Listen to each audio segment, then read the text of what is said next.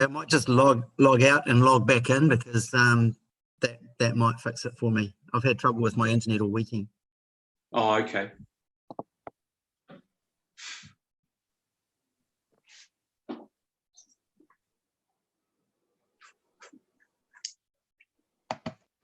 Have we got any apologies, Jenny? No, nothing that I've heard, Jim. I just had a phone call. Hazel is trying to log in, so hopefully she'll come on soon. Elwyn, I see Elwyn. No, Susan. No, not yet. No, Elwyn. Morning, Susan. Morning. Morning, Susan. And Claire. Hi, Hey, Sue. everyone. Hi. Phil. Claire as well. I'm missing Claire. No, Claire. Not yet. No. Okay. So we're just missing Claire and this is probably Hazel. I'll just grab. Yeah. Morning, Jenny speaking. Hi, Jenny. I'm Anna here at call centre. Hello. Have you got?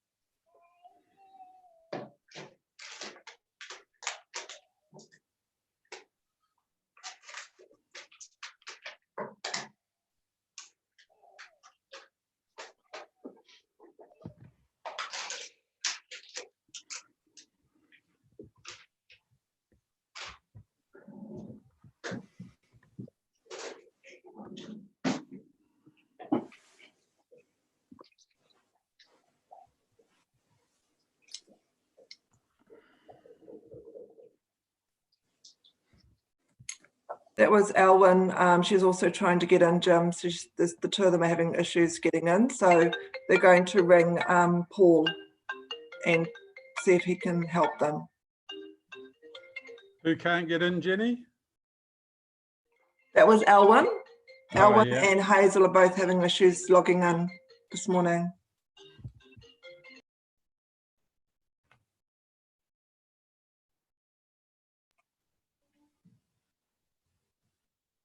Jen, I haven't had any permission to let them into the meeting, so perhaps they're having connection issues. Yeah, could be too. It is 9:03, Jim, so we probably should start. Yeah. Okay. So we've got Claire, Elwyn, And Hazel. Okay.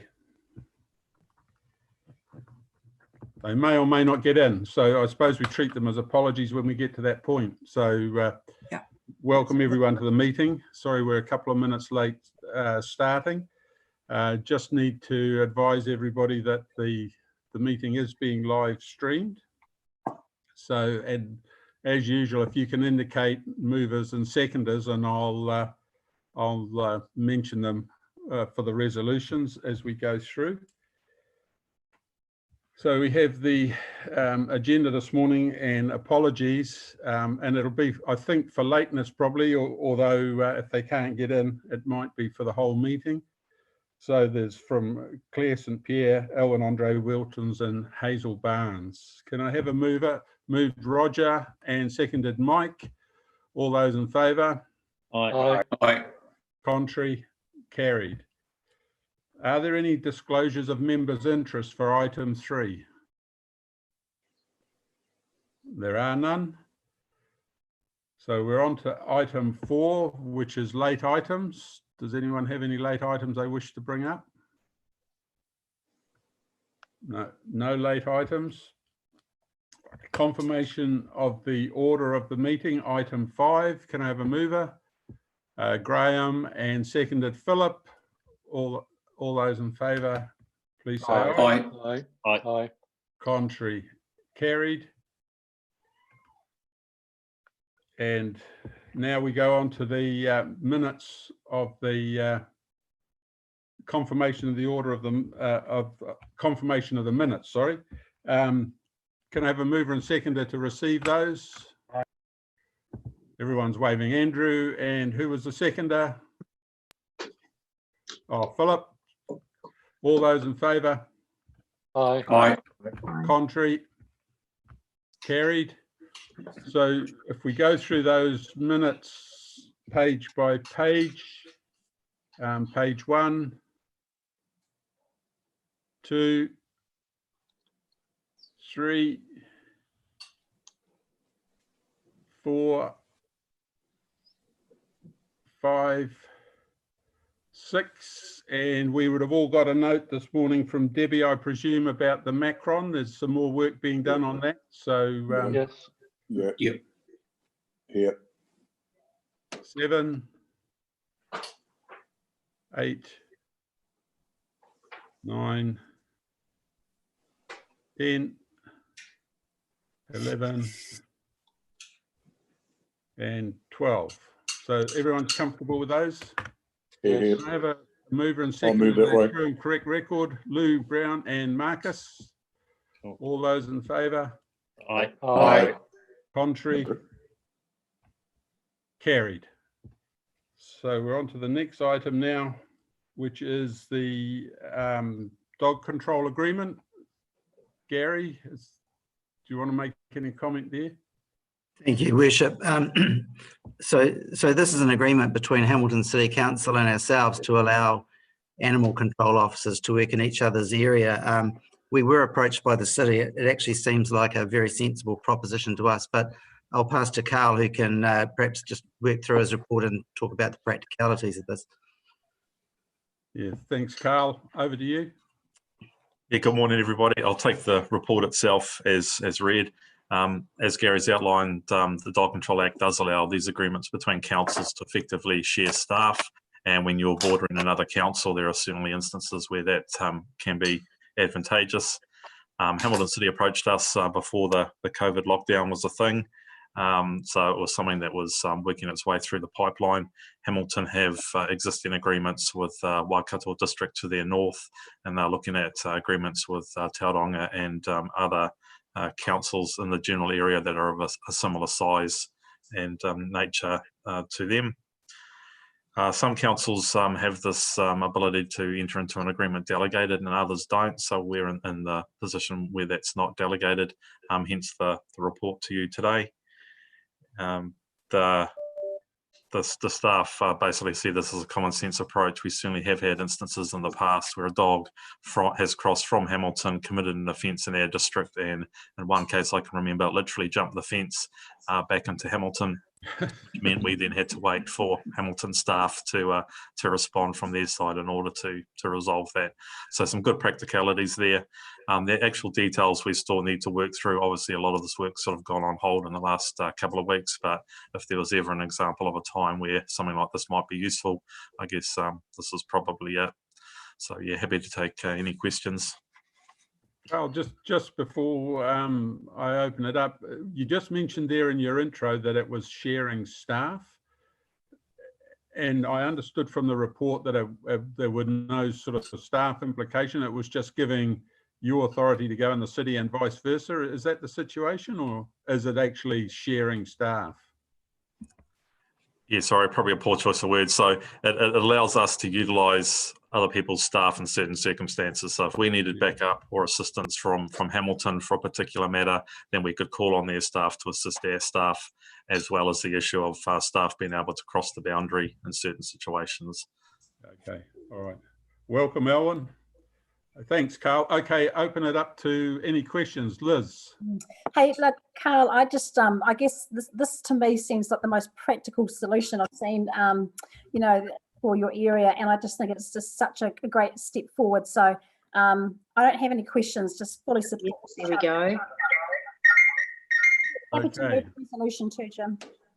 Sorry, Liz, you're moving it, are you? Yeah, I'm happy to move it. Yeah. Liz moved, and Bruce? Oh, sorry, I had a question for Carl. with population differences between Waipa and Hamilton City, they've got 1 pound and we've got 2. Could you just elaborate a bit on that? Yeah, so Hamilton does have 1 centralised pound. It's probably 4 times the size of our combined pound facilities, and it's in a central location in their district. So all of the dogs they impound come back to one central location. I guess that's the benefit of having one population area. They just choose to have 1 facility, and they have their offices and all their support staff based at that same building. Thank you. Question for Yeah, Carl. Lou? Graham here. Carl. Oh, sorry, Graham, and then Lou. Yeah, thank you. Morning, Carl. A couple of questions, please. Will, in fact, our dog control officers require warrants? My understanding is that if it's not, it may not be a requirement, as long as it's covered in the agreement, but we will probably work down ensuring that any staff that we do utilise from Hamilton have some evidence that they are authorised by Waipa to undertake work in our district. Oh, thank you. Second question is, it's not accompanied by any financials. There's a clause in there saying that, you know, an official agreement will need to be sorting out. What are you expecting in terms of some cost, or is that going to be very, very difficult to ascertain? On the day-to-day stuff of a Waipa person crossing into Hamilton City or vice versa, I don't expect there would be any costs coming out of that. It's simply business as usual work. It's just giving us the flexibility to not be so caught up in the boundary issue. If it's a longer term agreement due, you know, perhaps to a civil defence emergency or something like that, we would need to negotiate those terms at the time, and that will be part of the contractual arrangement that we negotiate that in advance where possible. Yeah, my point of asking that, of course, is if you happen to go and do a job that requires the officers to go into that Hamilton area, of course, it takes them away from doing, you know, their routine jobs in Waipa, and that's right. I think it needs some sort of fleshing out or some agreement to actually cover for that. That's all.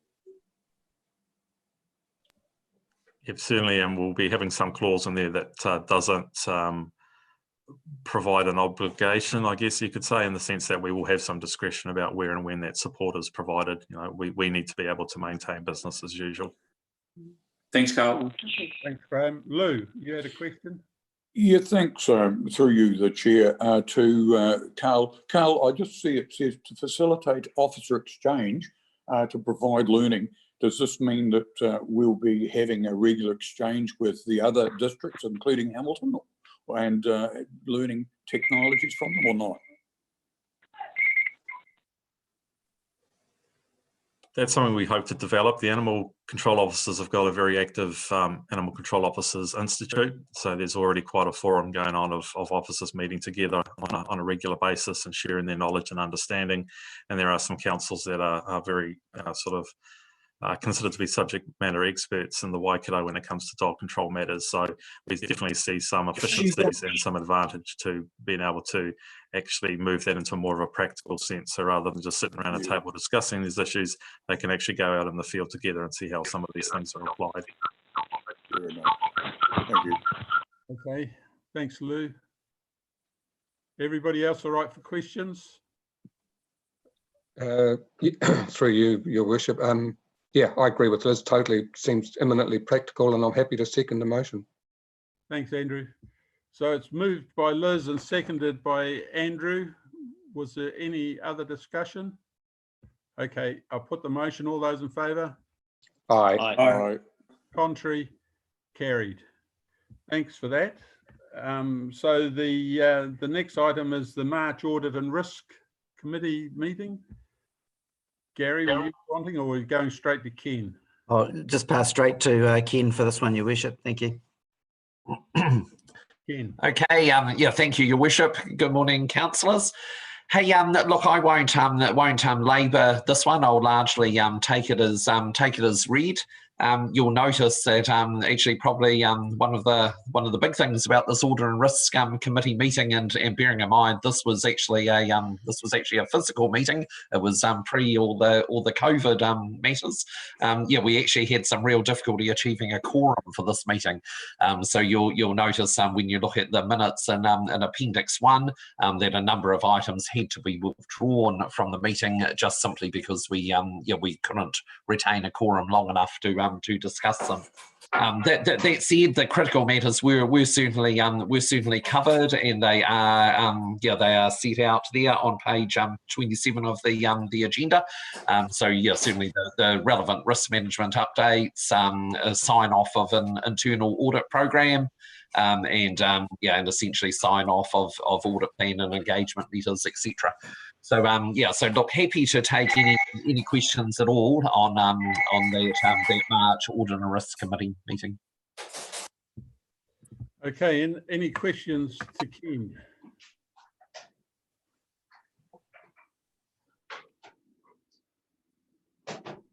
No questions. So I need a mover and seconder that they're a true and correct record, and that probably can only be Roger and Claire. Yeah, I'm happy to move. I'll second. Moved Roger and seconded Claire. All those in favour? Aye. Aye. Contrary? Carried. The next item on the agenda is the Local Government Funding Agency.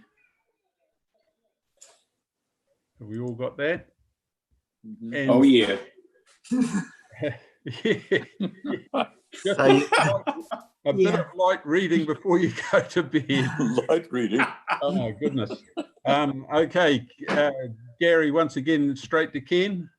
well, just a bit of context, Your Worship. The reason you've got the huge number of pages you've got is that you needed to see the documents before you agreed to signing them. So apologies for the extensive information there. Sarah is unfortunately ill today, so Ken will present the paper in her place. Ken. Okay, yeah, so thank you, Your Worship.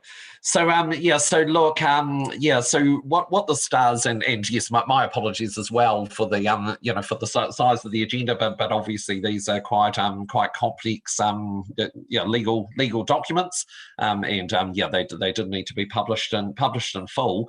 But essentially what these are doing is giving effect to a whole bunch of changes, I suppose, that were actually agreed to, resolved at the LGFA's annual general meeting a year ago. So so look, it's it's pretty straightforward in that regard. And like I say, these just give basis to that. The very key change that these things are giving effect to is the ability for council-controlled organisations, CCOs, to be actually able to access LGFA funding as well. The LGFA has been a very, very successful mechanism for local authority funding, in terms of the cost of that funding being significantly reduced on what it would otherwise have been. Very, very effective in that regard. So just looking to extend that out to the CCOs, but what that is required is a number of changes to the relevant documentation.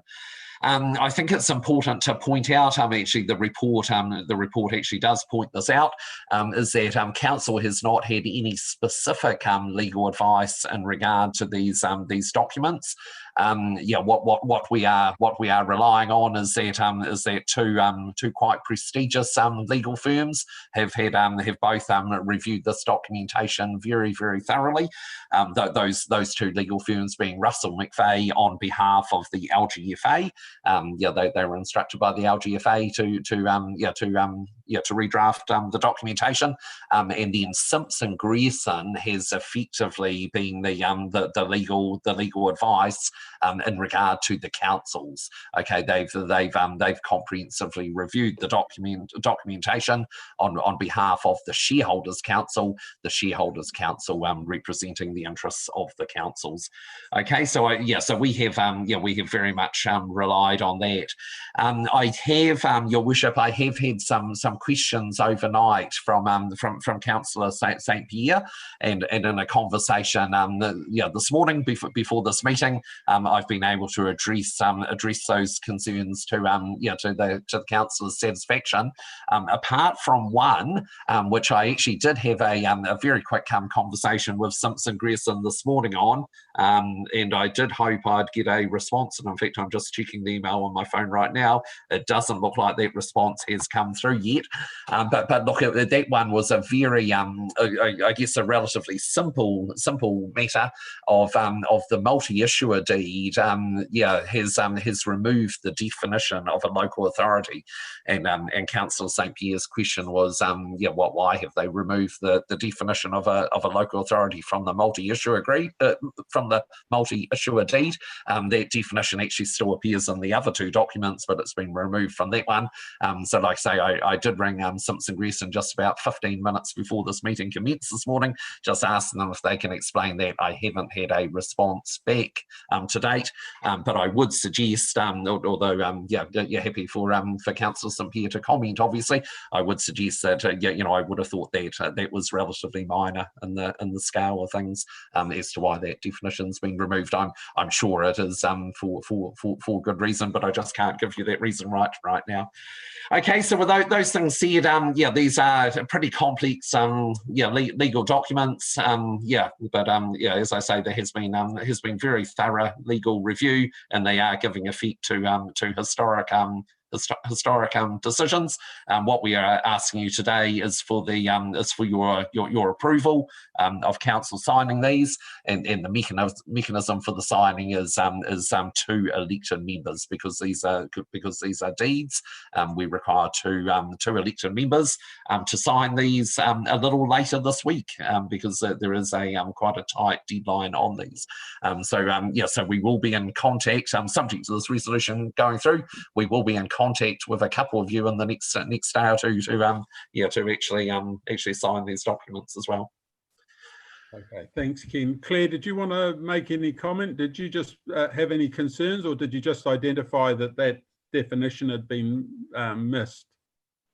Yeah, well, I thought it had been deliberately taken out, actually, for a reason, but it was strange that it was removed there, but the other two deeds have still got it. And of course, it really, because of that definition, it sets the scene for who can actually participate. And if there was a broader definition of a local authority, whatever that might be, it would just mean that more people might say, well, I'm entitled to borrow this way as well. That's all. And I'm quite happy with the approach that Ken's taken. I said I'm quite happy to support, the recommendation, but I just thought it was strange, and he's been able to look into it. So that's great. Thanks, Claire. Were there any other questions? Could I have a?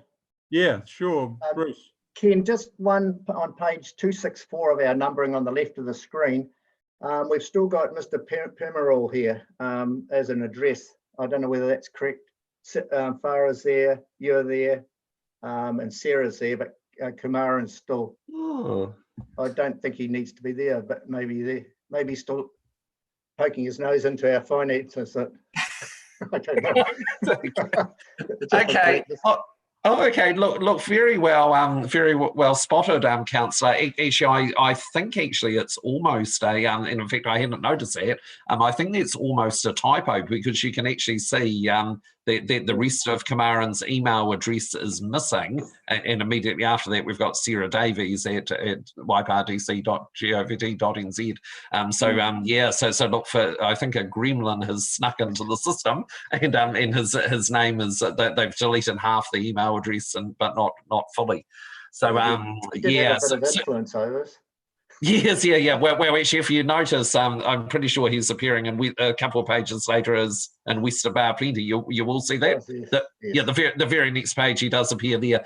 Look, that is a straight typo. I suggest that what we do there is that when we actually sign the executed copy of this agreement, that we put a stroke through Kamaran dot Perumal. Good one. Well spotted. I'm pretty sure in all the other references, because I remember seeing track change versions with Kamaran's details quite clearly struck out and replaced by 0. Thank you. Thanks, Ken. Any other questions? I suppose the only comment, Ken, that I'd make is just so long as you and Gary are confident that we've had that legal checking of the documents, because certainly reading them, I didn't pick up anything, but I'm not a lawyer by any means. So as long as we've had that level of confidence, then I'll call for a mover and a seconder. Yeah, I'll move. I'll second it. Moved Andrew, seconded Graham. Any further discussion? I'll put the motion. All those in favour? Aye. Aye. Contrary? Carried. And now we need a resolution to exclude the public. And mover and seconder. Yeah, I'll move that one. Marcus, seconded Liz. All those in favour? Aye. Aye. Contrary? Carried. So Do we go out